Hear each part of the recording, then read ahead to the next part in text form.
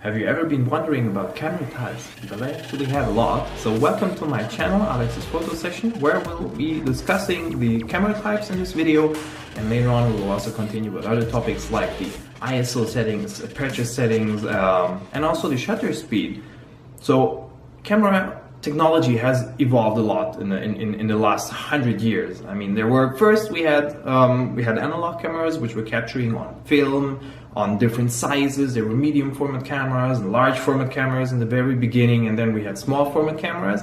And now, I mean, the very first iconic camera which was ever made, and which was actually small enough to take around and just take pictures anywhere you go, was the Nikon F. It was released in 1959, and it was a super huge step in camera technology, because you just had the possibility with this SLR technology, which is called single lens reflex technology, to just capture the picture, put it on the film, have it in a small format, just holding it in your hand, taking wherever you want without the need for big camera equipment and a lot of things, right? That was amazing. And since then it has even evolved more. I mean, nowadays you can take pictures with like anything. I mean, look at it. I mean, you have your phone, right? And it takes amazing pictures. If you think about it, there are super sensitive sensors on it with, I don't know, 20 megapixels cameras nowadays, which was not even possible in the past, right? But today a lot of things are possible.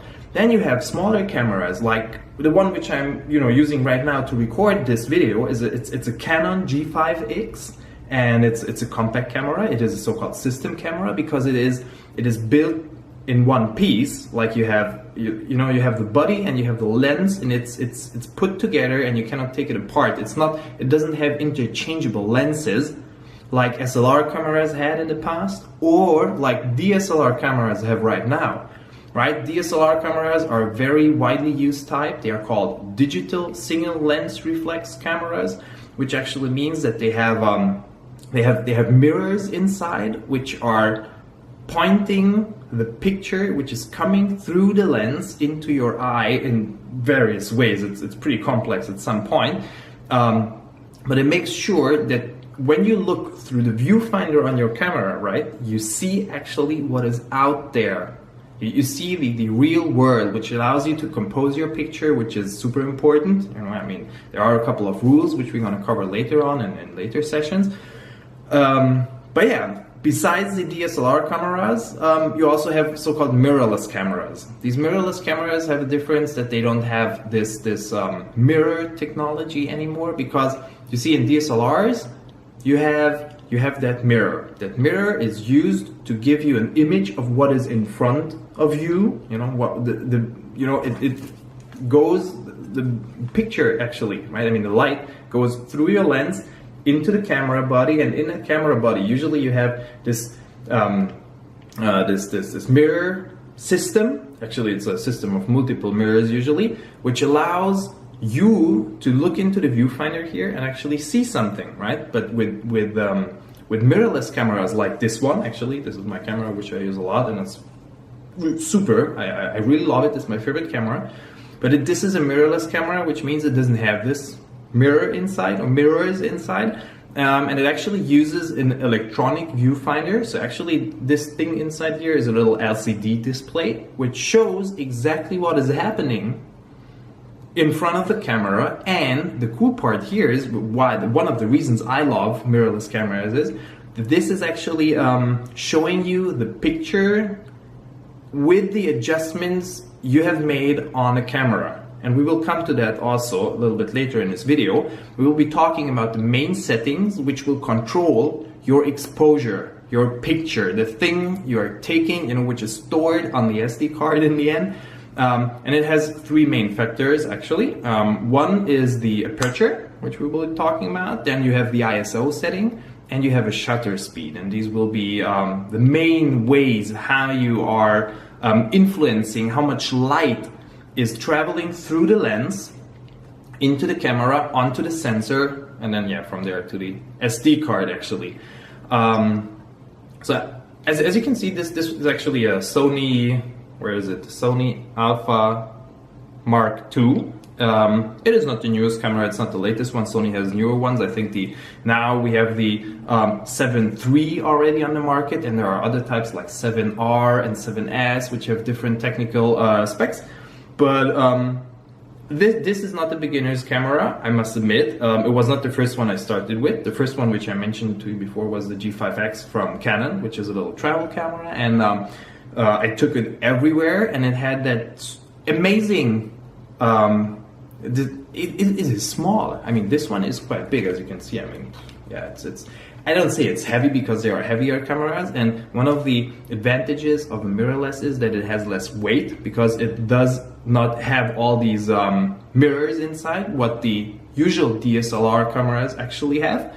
But there is also a bigger disadvantage. I mean, disadvantage, you can call it like that. They don't have that kind of camera, I mean that kind of battery life than DSLRs have, because in this case, if this camera is always using one of the electronic displays it has, right? It's either using the viewfinder or it's using the main display to show you the image, which is actually consuming a lot of energy, a lot of electricity. With DSLR cameras, you don't really have that. You have a main display, but you usually don't use that, or you only use it to check your image which you have taken before. Usually you look just right through the viewfinder, you see with the help of all the lenses, I mean with all the mirrors, you see the image in front of you, I mean the nature in front of you, or the picture or the subject or whatever you're taking, right? But no electricity is used in the DSLR camera, just when you push the shutter button. When you fire it, and you know, the shutter and the mirrors and everything is moving inside and making the exposure happen, that's the point where electricity is consumed with a DSLR camera. And then later on, when you turn on your display, right, the live view, to check what you are doing. But it's not mandatory, right? You don't need to have it on. You can just simply look through the viewfinder and then just take your pictures. And yeah, you either control it afterwards or you don't control it. Now with a mirrorless camera like this one, you don't have an option. It's either one or the other is on and it's consuming energy. So with a DSLR camera, just for a little comparison, you would be able to take around, yeah, well, it depends on the usage, but you could take around, let's say, 1,000 pictures. Again, it's depending on the model, on the maker, on the type of camera, a lot of things, but usually around 1,000 pics. With a new camera, it's fine. With a fully loaded battery is okay. With this one, at max, I'm able to take 300 to 400 pics. Again, it's depending on a lot of factors. Also interesting, just to note, pro tip, it's depending on the temperature. If it's cold outside, you might notice that your camera is emptying a little bit faster than if it's warmer outside. So the point is that with this one you take less, but actually it's not such a big deal, because first of all you have the possibility to buy a camera handle. You know, you have these big things you can put below the camera. They are actually battery handles, which prolong the battery life so much. They are really huge. I mean, you can put in, 300, 400, 500 more pics with one of these things. Or the other option is that you get yourself a replacement battery. I mean, it's not that much, right? In this type of camera, if I open it at the bottom, I have this little thingy here, this little blue stuff. Falling out, whoops, all good. So, I mean, this is the size of my battery, right? It's not big. I can easily get 4 of them or 3 of them and then take them just with me. And actually, it's important to always have replacement batteries with you. Even if you are using a DSLR camera, it doesn't matter. Even if you can take 1,000 pics, take some replacement batteries with you, because you know it's just bad. If you are at the perfect location, you have the perfect light, everything is gorgeous, you wanna, you take out your camera and poof, it's empty. Burn. Well, yeah, that's not that fun, so it's better to have always a couple of replacement batteries with you.